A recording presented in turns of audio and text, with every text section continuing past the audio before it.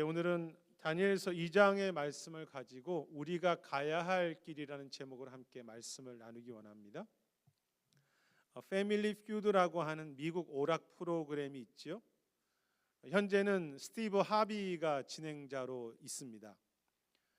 잘 아시는 것처럼 이 게임은 두 가족 혹은 두 팀이 나와서 게임을 하는데 미리 100명에게 질문했던 어떤 내용의 답을 먼저 잘 맞히는 가족이 이기는 게임입니다. 한 번은 이런 질문이 나왔습니다. 남편들이 살면서 아내에게 가장 피곤하고 지치는 것이 무엇인가? 라고 이렇게 쭉 질문이 나왔습니다. 여러 답이 나왔는데 두 번째로 많이 나온 답이 요리 때문에 지친다고 했습니다. 매우 위험한 발언이죠. 아내 요리 때문에 지친다. 또 돈을 많이 쓰는 것도 지친다고 했고요. 가장 많이 나온 답이 뭘까요? 1등의 답은 아내의 잔소리 때문에 지친다고 했습니다. 여러분은 어떠신지 모르겠습니다. 근데 재미있는 것은 답을 맞히면서 남편들은 자신들의 아내는 그렇지 않다고 계속 말하니까 사회자가 됐다고 거의 비웃습니다. 저희 아내도 절대 그렇지 않습니다. 이 프로그램의 특이한 것은 질문에 대한 답을 틀릴 때마다 삐삐삐라고 하는 이제 경고음이 X 표시가 나고요. 3번을 마저 틀리게 되면 다른 팀에게 기회가 넘어가는 그런 것인데요. 그만큼 질문에 대하여 올바른 답을 찾는 것은 쉬운 것은 아니죠. 고대 그리스 때부터 올바른 학습법 중에 하나가 질문을 통해서 학생들의 그 생각을 가르치는 받는 사람들의 마음을 깨워주는 것인데요. 예수님도 그 방법을 잘 쓰셨습니다. 너희는 나를 누구라고 생각하느냐? 중요한 질문들이죠. 나는 왜 이 일을 하고 있는가?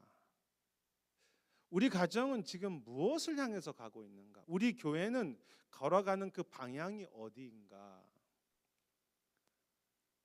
이러한 질문들.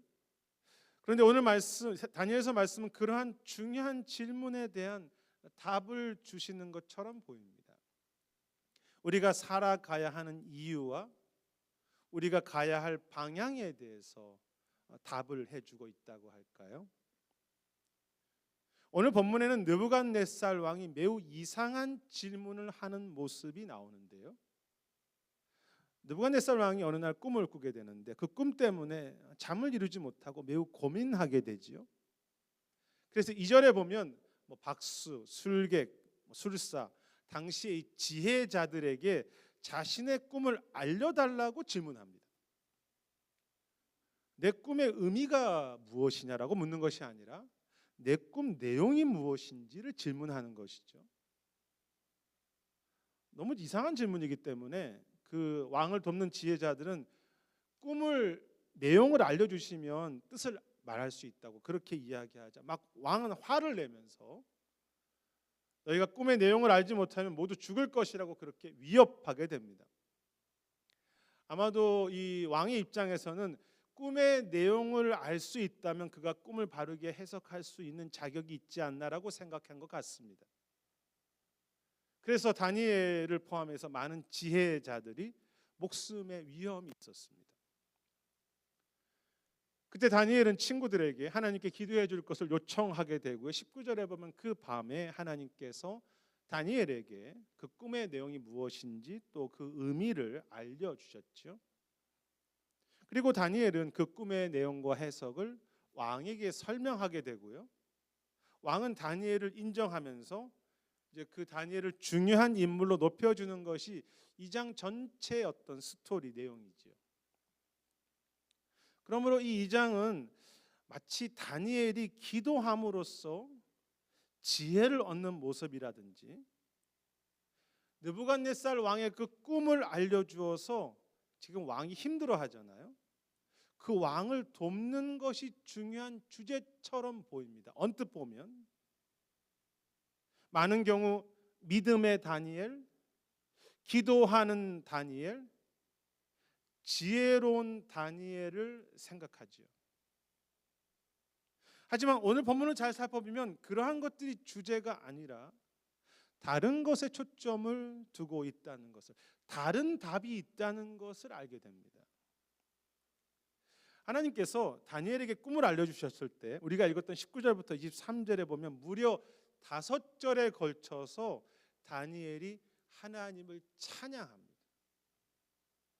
제가 지금 그 내용을 다 말씀드릴 수 없지만 다니엘은 하나님은 왕들을 패하시며 또 왕들을 세우시는 하나님이시고 내가 주께 감사하고 주를 찬양합니다라고 매우 길게 찬양하는데요.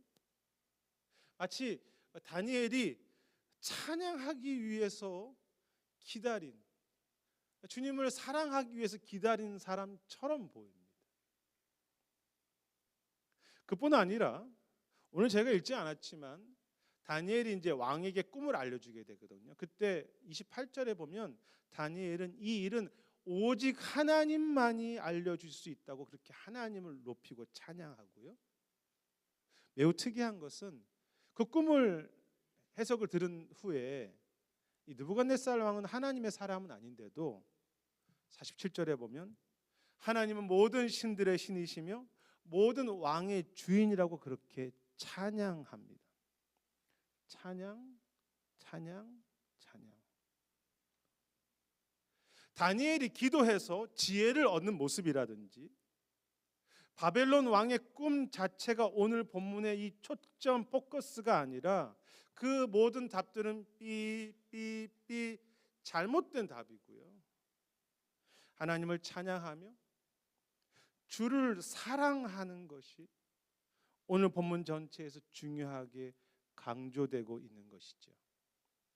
그래서 신학자 몽고메리를 비롯해서 많은 학자들은 다니엘이 얼마나 지혜로워졌는지 그가 얼마나 기도의 사람이었는가가 이 본문의 이야기의 초점이 아니라 이 신학자들은 말하기를 하나님을 찬양하고 그를 사랑하는 것이 다니엘 2장의 주제이고 클라이막스 절정이라고 그렇게 말했습니다. 왜 다니엘이 기도합니까? 무엇을 위해서 그가 꿈을 해석하는 것입니까? 하나님을 찬양하기 위해서이죠. 사실 다니엘이 꿈을 해석한 것을 잘 살펴보면 이제 저희가 오늘 본문을 읽지 않았는데요. 느부갓네살 왕의 고민을 도와주기는 했지만 실제로 도와주지요. 그런데 그 꿈이 왕에게 그렇게 기분 좋은 꿈만은 아니었습니다. 어떤 꿈이었습니까? 이제 왕의 꿈에 큰 신상이 하나 나오지요. 그 모양의 머리는 가슴이고 가슴과 팔은 은이고요. 배와 넓적다리는 놋, 청동, 브론즈고 종아리는 쇠였습니다. 그리고 이제 마지막 발은 쇠와 진흙이 섞여 있는 그런 큰 신상이 꿈에 등장합니다. 다니엘은 그 꿈을 해석하면서 왕의 나라는 머리 부분 금인데 이어서 나오는 다른 나라들은 은이고 브론즈고 철이고 또 그런 나라들이 나온다고 그렇게 말해줍니다. 그래서 이제 많은 사람들은 그것이 바벨론 이후에 페르시아, 헬라, 로마로 이렇게 해석하기도 하죠. 그런데 그 꿈의 사실 초점은요, 이 왕의 꾸는 꿈의 이 목적은 그 나라들의 이야기가 아닙니다. 사실 45절인데요. 45절에 보면 한 돌이 나와서 산에서 그 신상을 깨트립니다. 그리고 다니엘은 44절에서 그 의미를 해석하면서 하나님께서 세상 모든 나라를 깨트리시고 자신의 그 영원한 나라를 영원히 세우실 것이라고 그렇게 해석하지요. 그 돌을 예수님이라고 이제 보통 이렇게 신약에서 해석하기도 하는데요. 돌이 날아와서 신상을 모든 것을 깨트리고 새로운 나라를 세우시는 것, 그것이 꿈의 목적이고 결론이죠. 왜 꿈을 주셨고 왜 이 꿈의 결론이 목적이 무엇입니까? 바벨론의 영광과 앞으로 일어날 로마, 그리스의 여러 가지 이야기들이 다니엘서에 나오지만 왕의 꿈의 이야기, 그런 나라들의 이야기가 아니라 하나님의 꿈, 하나님의 나라가 세워지고 그 영광을 높이는 것이죠. 왜 다니엘에게 지혜를 주십니까? 무엇을 위해서 다니엘이 수고합니까? 아니, 우리가 가야 할 길이 무엇입니까? 하나님을 사랑하고 찬양하는 것이며 하나님의 나라와 그 영광을 위해서이지요. 너무나 우리가 알고 있다고 생각하는 답이지만 그것이 성경 모든 것의 이유이고 목적이며 우리 모두가 계속해서 가야 할 그 길이지요. 이 코칭 훈련을 받을 때 가장 중요하게 생각하는 것이 좋은 질문을 던지는 것입니다. 그래서 이제 그런 질문을 많이 했습니다. 당신은 이 일을 하는 진짜 목적이 무엇입니까? 당신은 지금 왜 설교합니까? 당신은 왜 목회하려고 합니까? 당신이 지금 목회 때문에 힘든데 그 진짜 이유가 무엇입니까? 그런 질문은 저도 이제 받기도 했고요. 오랜 동안 이렇게 같이 코치들과 같이 있으면서 또 저도 또 다른 목사님들에게 도우면서 이렇게 질문을 합니다. 왜 합니까? 목적이 무엇입니까? 목사님들이니까 당연히 뭐 주님을 위해서라고 답을 하게 되지요. 우리도 그렇지만. 하지만 정말 왜 하십니까? 목적이 무엇입니까? 계속 그 정직하게 질문하고 진짜 답을 하게 되다 보면요, 내 안에 잘못된 답이 너무 많다는 것을 깨닫게 됩니다. 입으로는 영광이라고 하는데 숨어 있는 그 진짜 답이라고 할까요? 때로는 내 자존심 때문인 것 같아. 그 사실 그 답일 때도 있는데 그것도 B라고 이야기할 수 있겠죠. 열심히 사역해서 좋은 가정을 만들고 좋은 교회를 만드는 것 언뜻 맞는 것 같지만 사실 잘못된 답이죠. B이죠. 더 내가 바르게 사역해서 존경받는 목회자가 되고 또 그래도 건강한 인생이 되려고 하는 것 사실 그것도 B이죠. 우리가 깨닫지 못하지만 우리는 너무나 많은 잘못된 답을 가지고 살아갑니다. 스카펙이 쓴 아직도 가야 할 길이라는 유명한 책이 있는데요. 뭐 기독교 책은 아니지만 이 책에 보면 우리가 사랑을 말하고 이제 책에도 은총에 대한 이야기가 나는데요. 은총을 이야기하지만 우리가 매우 많은 경우 내 중심적인 사랑이고 우리의 그 은총을 은혜를 향한 방향도 잘못된 방향으로 살아간다고 그는 지적합니다. 그래서 책에서 자꾸 질문해요. 진정한 사랑이 무엇일까? 이제 마지막 부분에 나온 진정한 은총이란 무엇일까? 은혜란 무엇일까? 그리고 좋은 인생이란 무엇일까라고 질문합니다. 그래서 거기에 이제 답을 해 가는데요. 조금만 나를 좀 살피고 질문하다 보면 책에서 그런 이야기 너무 집착한다는 거죠. 어린아이 같다는 거죠, 우리가. 그래서 건강하지 못한 사랑과 인생을 살아가는 것을 우리가 정말로 나를 돌이켜보면 내가 얼마나 어린아이 같은지 알게 된다고 이야기합니다. 그러면서 그는 책에서 건강한 인생과 건강한 사랑과 인생이란 많이 받는 것이 아니라 내가 오히려 성숙해지면서 때로는 고통도 받아들이고 어린아이들은 고통을 못 받아들이잖아요. 고통도 받아들이고 사랑이라는 것, 은혜라는 것이 내 중심적인 것을 넘어서 오히려 그 사랑, 그 은총에 나의 자신을 맞추어가는 것이 우리가 정말로 걸어가야 할, 그것이 계속 걸어가야 할 길이라고 그렇게 도전하지요. 받는 것이 아니라 내가 그 사랑에 나를 맞춰갈 때 어릴 때는 받지만 그래서 주님과 그 사랑을 향해서 영광을 해서 아픔도 감당하는 그런 삶이 되는 것이라고 할까? 우리의 가야 할 길이 아픔도 받아들일 수 있는. 이번 설교를 준비하면서 저에게 또 물어봤어요. 저는 정말 주님을 사랑하며 주님을 위해서 살아가고 있는지를 이렇게 질문하면서 점검해 볼 수 있는 제 자신 나름대로의 질문이 이런 질문이었습니다. 천호야, 너가 지금 아프고 고통당한다 하더라도 너에게 얻는 열매와 어떤 네가 얻는 유익이 없어도 고통당하고 유익이 없어도 주님을 사랑하기 때문에 주님의 영광이라고 하는 그 하나의 이유만으로도 너는 이 길을, 너는 이 일을, 너는 이 섬김을 끝까지 감당할 수 있니? 라는 질문이었습니다. 고통당하더라도 이익이 없어도 주님 사랑하기 때문에 내가 희생하더라도 주님을 사랑하고 찬양하기 때문에 주님의 영광을 위해서는 그 한 가지 이유만으로 내가 계속 기도하고 계속 사랑하고 계속 섬기고 계속 말씀을 붙잡을 수 있을까?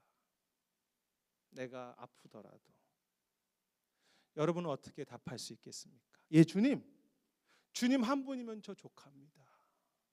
주님 한 분이 만족합니다라고 그렇게 정말 마음 깊은 곳으로 그렇게 대답할 수 있겠습니까? 우리는 늘 회개해야 하죠. 우리의 마음 깊은 곳에 잘못된 답이 있는 것을. 이 주 앞에서 계속 물어봐야 합니다. 내 스스로에게 나를 살펴, 내 목적이, 내 이유가 무엇인지, 그리고 우리가 가야 할 그 바른 길, 하나님을 찬양하고 사랑하며 그분의 영광을 위한 어쩌면 너무나 당연하다고 생각하는 이 방향을 놓치고 있지 않은지 우리는 계속해서 스스로를 살피고 다시 그 방향으로 걸어가야 하죠. 우리가 걸어가야 할 길입니다. 그런데 오늘 말씀에서 감사한 것은요, 다니엘도 완벽하진 않지만 하나님을 사랑하고 영광을 위해서 걸어가려고 할 때 주님께서 다니엘에게 세상을 이기며 세상을 넘어서는 이 지혜와 큰 마음을 주셨다는 것입니다. 오늘 본문에요, 2장 전체 은밀한 일이라는 단어가 계속 반복됩니다. 18절, 19절, 22절, 27절, 28절, 29절, 7절에 은밀한 일, 은밀한이라는 단어가 계속 나오는데 영어로는 미스테리인데요, 히브리어는 라즈라고 하는 단어입니다. 근데 이 단어는 다니엘서만 나오는 매우 독특한 표현으로서 우리로 굳이 번역한다면 신비한, 신비 혹은 하나님의 계시 혹은 하나님의 계시를 아는 지혜라고 말하기도 하고요. 또한 이 은밀한 일이라는 것은 잘 드러나지 않지만 지금도 일하고 계신 그 하나님의 섭리와 능력, 또 그것을 볼 수 있는 그런 지혜를 의미하기도 하죠. 그런데 이 은밀한 것을 안다는 것은요, 내 머리가 똑똑해지는 것과 상관이 없어요. 그런 지혜가 아니라, 혹은 또 어떤 사람들은 내가 어떤 영이 충만해서 나만 알고 있는 특별한 지혜가 있어라고 하지, 그런 거 아니고요. 오늘 본문에 의하면 세상 나라가 무너지는 것을 알 수 있고 하나님의 나라가 세워지는 것을 볼 수 있는 눈이고 비전을 말하죠. 세상과 나의 삶을 좀 바르게 볼 수 있는 그런 마음이고 눈이고 지혜라고 할까요? 중요한 사실은 다니엘의 모든 공부했던 그 화려했던 지식의 지혜자들은 이 은밀한 것을 보지도 못했고 깨닫지 못했다는 것입니다. 그런데 하나님은 다니엘에게 그 은밀한 것을 보여주셔서 세상의 지혜자들을 이기게 하시죠. 그리고 사실 죽음 앞에서 두려울 수밖에 없는데 담대하게 하시고요, 모든 것을 넘어서는 좀 큰 마음을 주셨습니다. 이 다니엘서에 계속해 보면 다니엘과 그 친구들이 굉장히 마음이 커집니다. 담대해지기도 하고요. 우리로 말하면 내 인생의 눈을 너무 이 좁은 시각으로 보는 것이 아니라 좀 더 좀 큰 눈으로 바라보기도 하며, 우리가 다 어디에 서야 합니까? 마지막 주 앞에 설 텐데 그 마지막을 계속 바라보면서 그렇게 살게 하는 모습이지요. 더 멀리 볼 수 있는 눈과 여유 있는 마음과 좀 내 생각이 깨어 있는 그런 소망의 지혜라고 할까요? 여러분, 우리가 비록 완전하지 않죠. 다니엘도 그렇고. 그렇지만 우리가 다시 하나님을 사랑하고 우리가 가야 할 길 있죠. 하나님을 사랑하고 그 영광을 세우는 것이 우리 삶의 목적이 될 때 주시는 은혜가 무엇입니까? 우리 다 완벽하지 않지만 내 삶을 좀 더 크고 넓은 눈으로 바라보게 하시는 은혜이고요. 잠시 오늘 나에게 주어지는 그 어떤 아픔과 일에 내가 거기에 막 다 휩쓸려서 흔들리기보다 주님 앞에 서는 나를 바라보면서 담대하게 하기도 하시고 또 그것을 여유 있는 그런 마음으로, 큰 마음으로 주시는 그런 은혜를 주시는 거죠. 용기라고 할까요? 좀 넓은 마음, 은혜이지요. 이 코칭 질문을 할 때, 이제 상담하나 코칭 질문을 할 때 중요한 코치의 목적이 있는데요. 그것은 질문 받는 사람에게 오늘의 문제를 지금의 상황에서만 바라보지 않고 좀 더 넓은 관점에서, 좀 더 멀리서, 더 장기적으로 바라보게 하는 것이 코치의 목적입니다. 그것은 뭐 기독교상 코치도 마찬가지, 일반 코치도 마찬가지입니다. 오늘 문제를 그냥 거기서만 바라보지 말고 조금 한 발짝 뒤에서 바라봐봐. 혹은 1년, 10년 후를 바라봐봐. 10년 후에 당신은 뭐 하고 있을 것 같으십니까? 우리가 이제 이런 것을 코칭에서는 하늘에서 바라본다는 표현을 쓰는데요. 내 눈에서 바라보는 게 아니라 위에서 바라본다. 오늘 우리에게 아픔과 문제들을 1년이라는 관점에서 혹은 10년이라는 눈으로 바라보면 조금이나마 여유가 생기고요. 오늘 내가 잘하는 일, 못하는 일, 혹은 내가 뭐 좀 승리했다고 하지만, 우리 교회가 좀 좋다고 하지만 하나님 앞에 서는 그 눈으로 바라보면 사실 아무것도 아니죠. 다 겸손하게 되죠. 실패도 하나님 앞에 서는 눈으로 바라보면 또 소망이 생기고요. 문제는 우리 속이 너무 좁아가지고요. 저도 이런 질문을 받으면 그래 맞죠. 좀 생각하다가 다시 또 잊어버린다는 것이. 다시 또 그 문제에 빠져들죠. 그런데 내가 주님을 사랑하려고 하고 부족하지만 주님의 영광을 위해 살려고 하면 한 발짝 물러설 수 있는 힘을 주십니다. 한 발짝 물러서는 눈을 주시고요.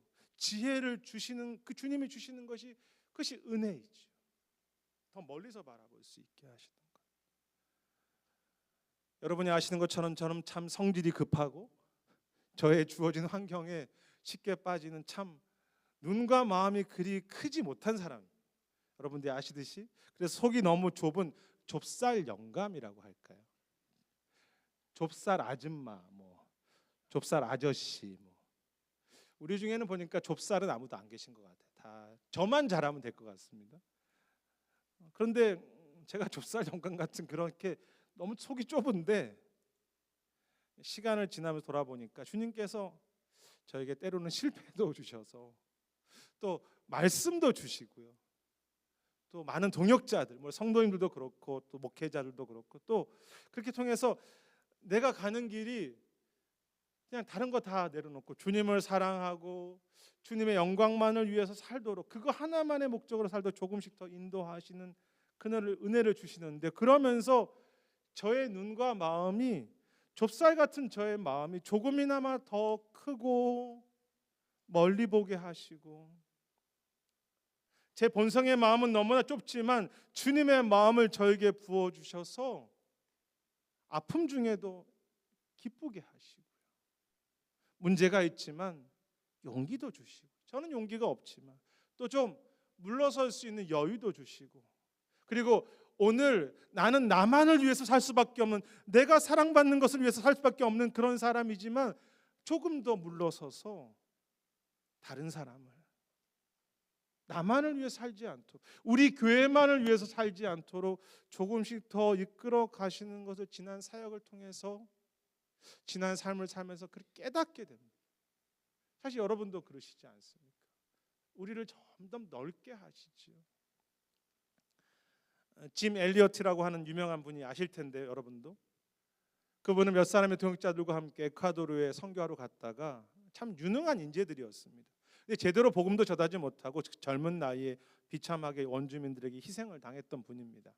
그가 죽음 후에 많은 사람들이 그렇게까지 희생해야 하는가 비판하고요.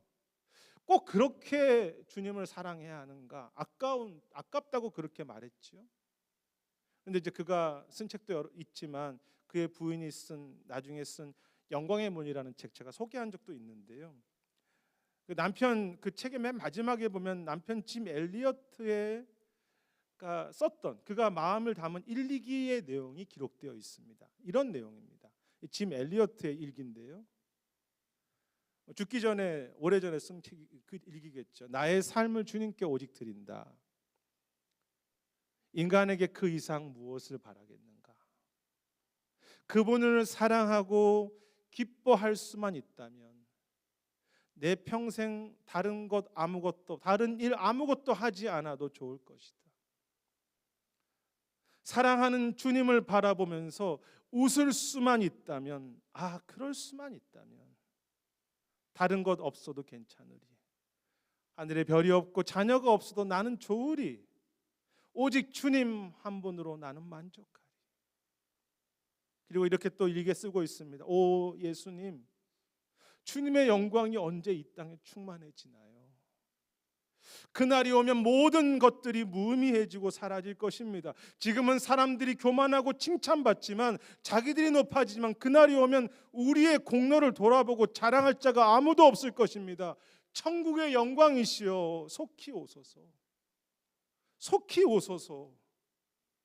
주님 면류관 쓰시고 주님이 다스리시고 만물을 인도하소서. 천국의 영광이여, 주님의 영광이여 속히 오소서 임하소서. 이것이 짐 엘리어트의 일기였습니다. 이 책의 일기를 다시 이번 주에 읽으면서 참 제 자신이 부끄럽다고 생각했습니다. 내 마음속에는 이러한 그 사랑의 고백과 그 열망이 지금 살아있을까? 주님을 내가 사랑하고 주님을 기뻐할 수 있다면 나는 주님 한 분만으로 만족하다고 정말 진실로 내 마음 깊은 곳에서 고백할 수 있을까? 비록 내가 죽음에 이를지라도, 비록 내가 십자가에 달릴지라도, 사람들은 그렇게 말하면 어떻게 인간이 그렇게 살 수 있냐고 말하지만, 짐 엘리어트나 그의 남은 아내나 가족들은요, 그들이 누렸던 기쁨과 세상을 넘어서는 담대함과 희생은요, 그들의 것이 아니었습니다. 주님께서 그들에게 힘을 주시고 주님께서 그들에게 주신 지혜였죠. 그들이 대단해서가 아니라 주님이 참된 자유와 기쁨과 죽음을 넘어서는 용기를 그들에게 주셨기 때문에 그것이 진짜 그들에게 기쁨이 된 것입니다. 오직 주님 한 분만으로 제가 만족합니다. 오직 주님을 사랑합니다. 그것이 저와 정말로 그 고백이 우리의 가슴 속에, 우리 공동체 그냥 입의 고백이 아니고요, 마음으로부터 나오는 그런 답이 되기를 원하고, 또 그곳에 주님이 우리가 가야 할 분명한 길로 인도하시고요, 세상을 이기는 그 지혜와 담대함과 자유와 기쁨을 날마다 새롭게 우리에게 그렇게 부어주시는 거죠. 우리가 그 길을 걸어가려고 할 때 얼마나 참 귀하고 복된 삶입니까? 우리가 가야 할 길, 때로 아픔이 있습니다. 아픔이 없다면 그것은 십자가의 길이 아닙니다. 아픔이 있지만 주님을 더 사랑하고 찬양하며 주님의 영광과 그 나라를 위한 그 길이 우리가 걸어가야 할 길이죠.